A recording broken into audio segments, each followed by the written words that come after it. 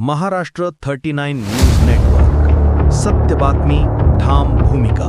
अहिल्यानगरमधील सावेडी उपनगरातील नवलेनगर परिसरात मुलाने आईचा निघृण खून केल्याची खळबळजनक घटना मंगळवारी 17 फेब्रुवारी दुपारी 3 वाजेच्या दरम्यान समोर आली. मुलाने कैऱ्या कापायच्या अडकीत त्याने आईची हत्या केली.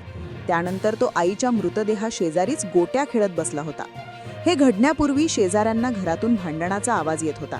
त्यामुळे त्यांनी पोलिसांना याची माहिती दिली.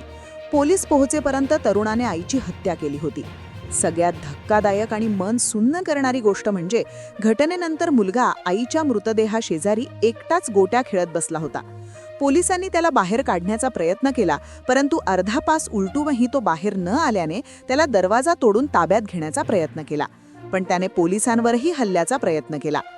बेबी सुधाकर गवारे वय 60 रहा गजानन मंदिरासमोर नवलेनगर सावेडी असे खून झालेल्या महिलेचे नाव आहे. सुहास सुधाकर गवारे 33 असे हत्या करणाऱ्या तरुणाचे नाव असून पोलिसांनी त्याला अटक केली आहे. मयत आई व मुलगा नवलेनगर भागात भाड्याच्या खोलीत राहत होते. त्याच्या वडिलांचे निधन झालेले आहे. मुलगा आईकडे सतत पैसे मागायचा.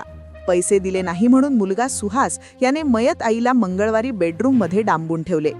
पैसे न दिल्याच्या रागातून त्याने कैरी कापण्याच्या अडकीत त्याने वार करत आईला जीवेखार केले.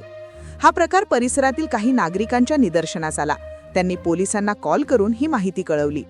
पोलिसांचे पथक काही वेळातच घटनास्थळी दाखल झाले. तेव्हा मुलगा घरात पलंगावर एकटाच गोट्या खेळत बसलेला असल्याचे पोलिसांना खिडकीतून दिसले.